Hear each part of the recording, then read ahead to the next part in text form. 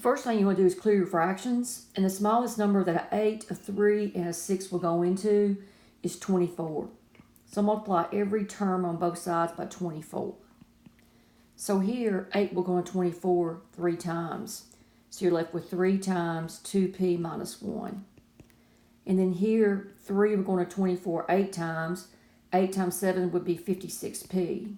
Minus 6 will go into 24 4 times. So you're left with a minus 4, p minus 4. And that 6p minus 3, distribute the 3, is 56p minus 4p plus 16. You're multiplying both by negative 4. And that 6p minus 3 equals 52p. I'm combining that 56 and the minus 4 plus 16.